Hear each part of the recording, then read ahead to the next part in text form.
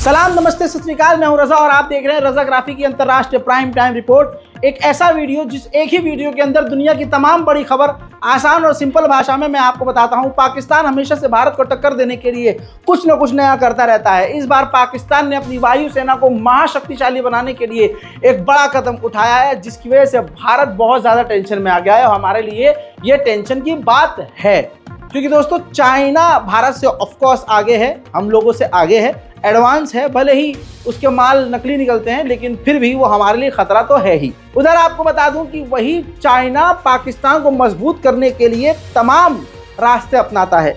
अब भारत की जैसे ही वायुसेना थोड़ी सी अपग्रेड होती है, तो पाकिस्तान ने भी भारत को टक्कर देने के लिए चीन से चाइना का FC-31 एडवांस 5th जनरेशन, जी हाँ, इतना डिटेल में नहीं जाऊंगा, लेकिन समझ लीजिए कि 5th जनरेशन का जो फाइटर जेट होता है वो अब तक का दुनिया का सबसे एडवांस फाइटर जेट माना जाता है। और ये चाइना का FC-31 advance fighter jet America के super power F-35 fighter jet को टक्कर देता है। आपको बता दूं कि चाइना पाकिस्तान को ये फाइटर जेट देने के लिए तैयार है और पाकिस्तान भी इस फाइटर जेट को भारी मात्रा में लेने के लिए तैयार है और कोशिश कर रहा है। अगर ऐसा होता है तो भारत की वायुसेना पाकिस्तान के आगे थोड़ा सा फीकी पड़ सकती है। ये खबर जैसे ही भारत सरकार को पता चलती है, भारत ने कोशिश करना शुरू कर दी रशिया से बात करके। रशिया के Su-57 checkmate top most advance fighter jet, Russia का अब तक का सबसे most advance fighter jet Bharat ने रशिया से मांग लिया। और रशिया भारत का रहा बेहतरीन दोस्त, तो भारत को भी ऑफर कर दिया है कि ठीक है, आप हमसे Su-57 और Su-75 एडवांस फाइटर जेट हमसे आप खरीद सकते हैं, जिसके लिए अब भारत रशिया से लगातार बात कर रहा है। उधर मेरे दोस्तों, रशिया भले ही भारत का दोस्त हो, लेकिन भाई डबल गेम खेल रहा है।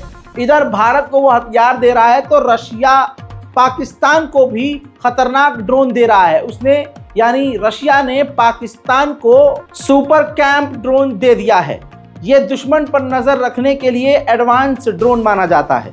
यानी रशिया इधर भी हथियार दे रहा है और उधर भी हथियार दे रहा है। उधर मेरे दोस्तों, भारत भी बड़ी तेजी से MQ-9 रीपर, जो अमेरिका का मोस्ट एडवांस ड्रोन माना जाता है, लेने की बातचीत काफी टाइम से कर रहा है। लेकिन अब बातचीत को तेज कर दिया है। कहा जा रहा है कि जल्द अमेरिका भारत को 31 यानी 31 MQ-9 रीपर दे सकता है।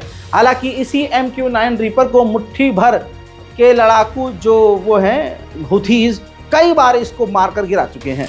लेकिन भारत की खुद की अंदर की जो कंपनी है, वो खतरनाक हथियार खुद बना रही है। तस्वीरों में आप देख सकते हैं, ये एडवांस एक ड्रोन खुद भारत की नेशनल एरोस्पेस लैबोरेटरीज NAL ने बनाया है। ये कैमिकाजे ड्रोन है, जिसकी रेंज 1000 किलोमीटर है। यानी ये आत्मघाती ड्रोन काफी नुकसान पहुंचाने की ताकत रखता है।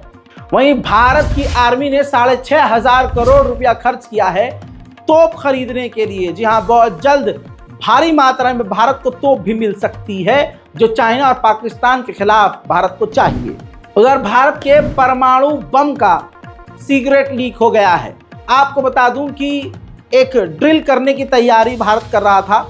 उस ड्रिल के दौरान सैटेलाइट इमेज से भारत के युद्धपोत की तस्वीर लीक हो गई, जिसके बाद अमेरिकी वैज्ञानिक ने खुलासा किया कि भारत उन अपने युद्धपोत को और सबमरीन को इस लेवल पर अपग्रेड कर रहा है कि समुद्र से ही भारत न्यूक्लियर दाग सकता है।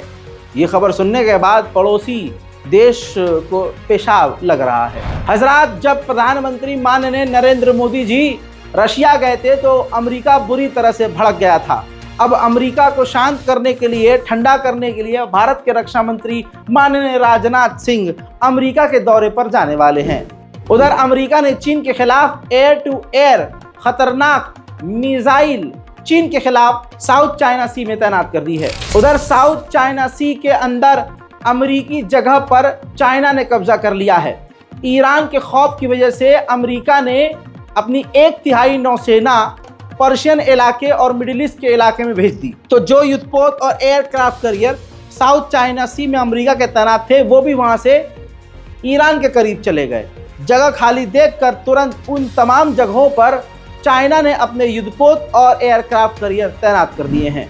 उधर मेरे दोस्तों, बांग्लादेश की पूर्व प्रधानमंत्री शेख हसीना, जो अभी भारत की मेहमान हैं, उन्होंने इल्जाम लगाया है कि अमेरिका ने उनके देश में कांड करवा के उनके पद से उनको हटाया। अब आपको बताना चाहूंगा कि शेख हसीना के लिए मुसीबत और बढ़ती जा रही है। कोई भी देश उनको पनाह नहीं दे रहा है और शेख हसीना के ऊपर बांग्लादेश में 8 मर्डर, 1 जेनोसाइड और कई तरह के केस दर्ज हो चुके हैं।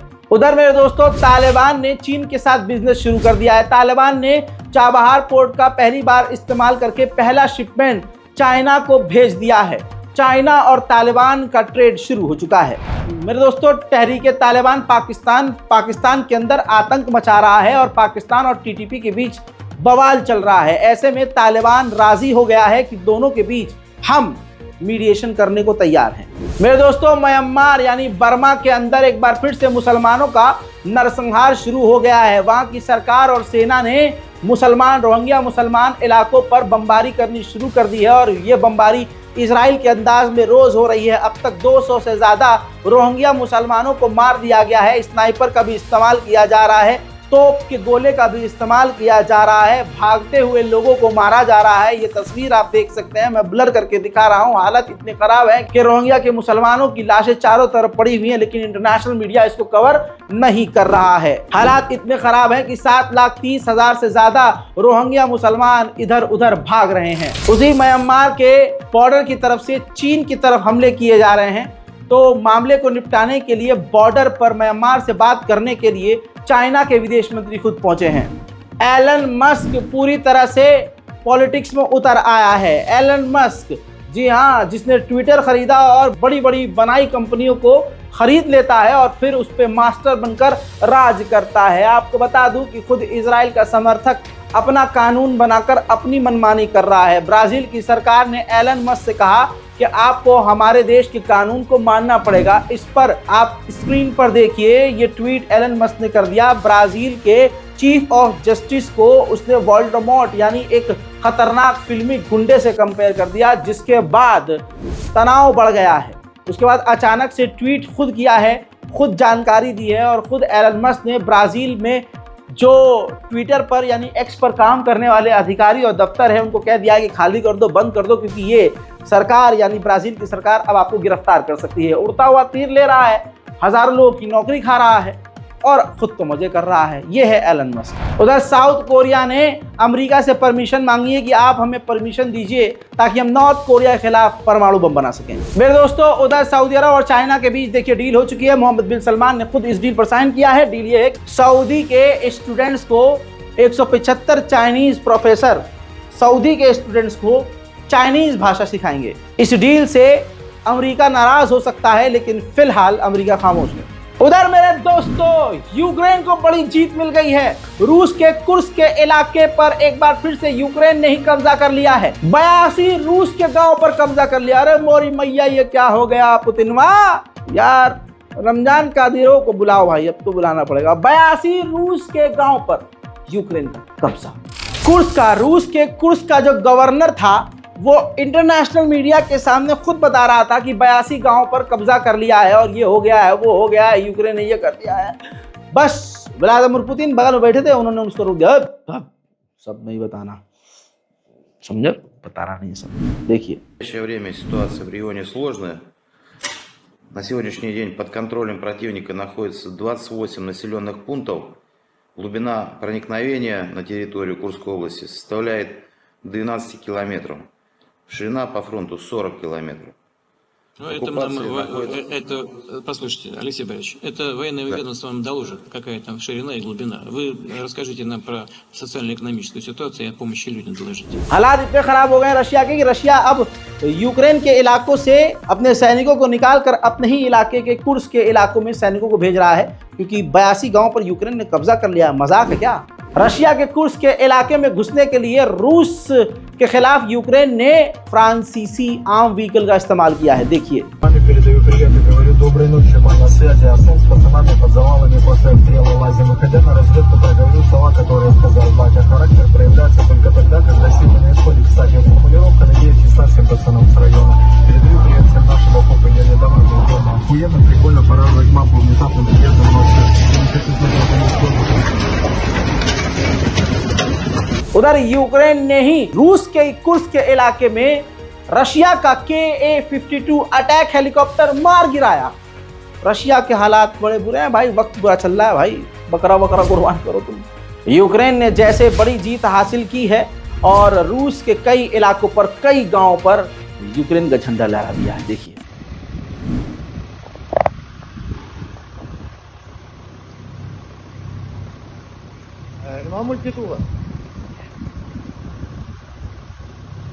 Маю, я нему, ми були порубки. Нему, я знаю, плюс, 3-4-5. 4-5-0. Вот уебало.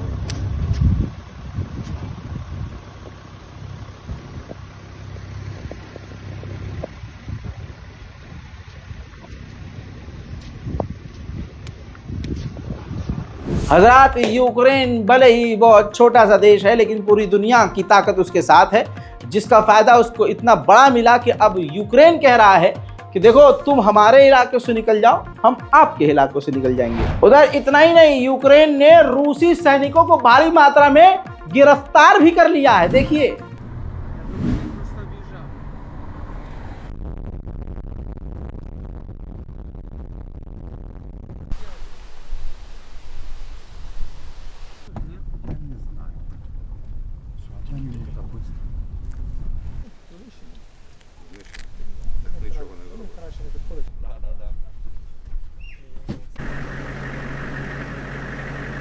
उधर रशिया जहां बात करने के लिए अब हो सकता था तैयार हो, हम ये सोच रहे थे, रशिया उल्टा हो गया है। रशिया ने जो बातचीत शुरू की थी जंग खत्म करने के लिए, बंद कर दी है। पुतिन ने कह दिया अब कोई बात नहीं होगी, अब सीधा आर पार होगी। Of the Ukrainians, they're trying to improve their negotiating positions in the future. But what negotiations could we even talk about with people who are attacking civilians, civilian infrastructure, or trying to create threats for nuclear industry facilities? What is there to even talk about with them? उधर Ukraine की हरकतों से बौखला गया है Russia. Russia के सांसदों ने तीसरे विश्व युद्ध की धमकी देते हुए परमाणु हमले के भी संकेत दे दिए हैं, यूक्रेन को धमकाया है। उधर यूक्रेन रूस के ही कुर्स्क के इलाके के अंदर से, रशिया के इलाके से ही मिसाइल रशिया के अंदर दाग रहा है।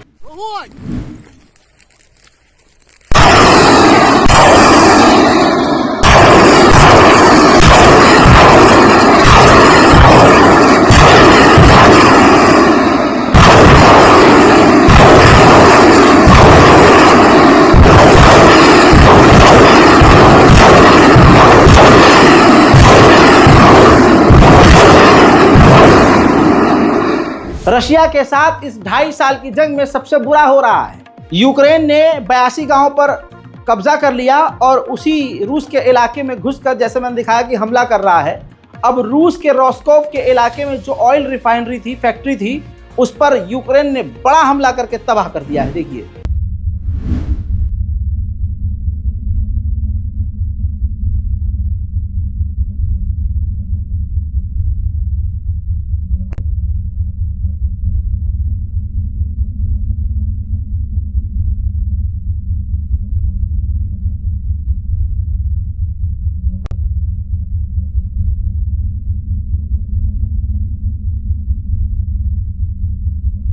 उधर रशिया ने जिस यूक्रेन के डोनेट्स्क के इलाके पर कब्जा किया है, यूक्रेन ने वहां भी खतरनाक बमबारी कर दी है। देखिए F-16 का कमाल है भाई ये।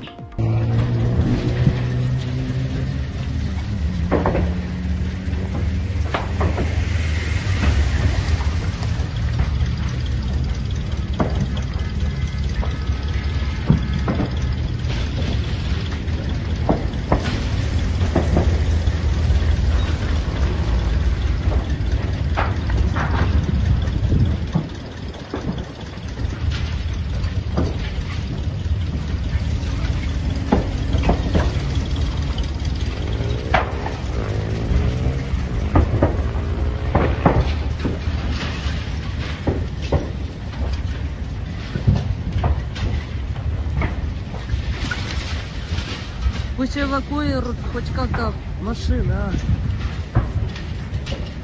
Да, пацаны молодцы, хоть как-то, ну... उधर मेरे दोस्तों, रूस की राजधानी तक पहुंच चुका है यूक्रेन। रूस की राजधानी मॉस्को पर भी बमबारी कर डाली है। देखिए,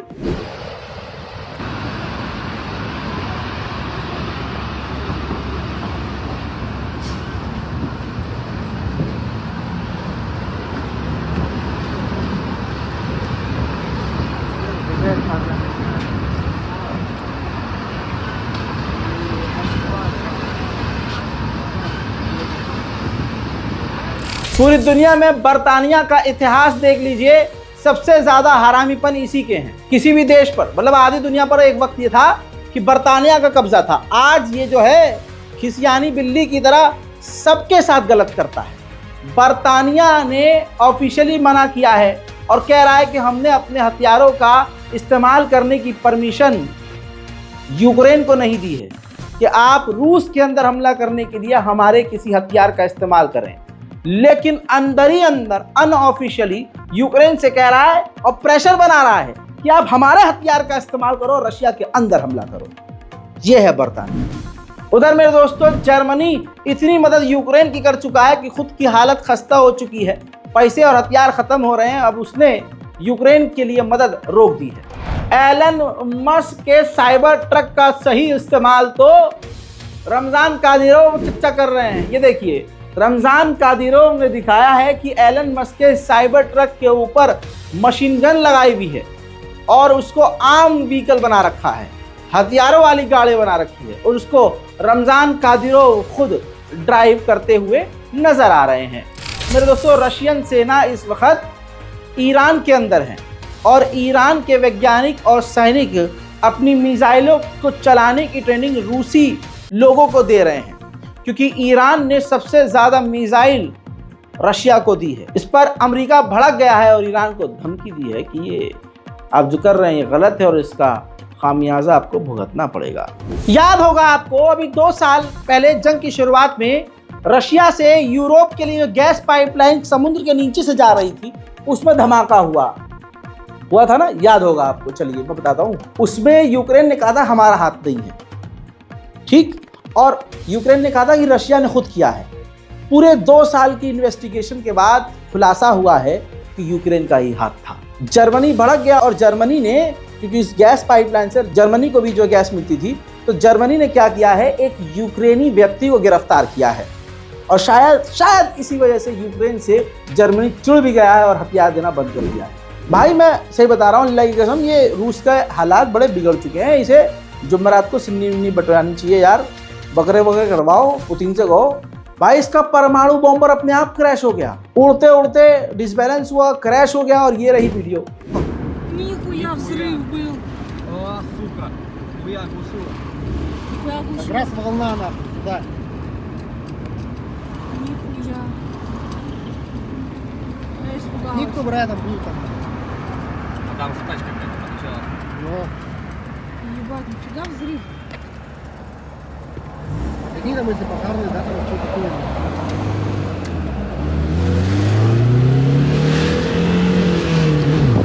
उधर अमेरिका नहले पे दहला करे जा रहा है।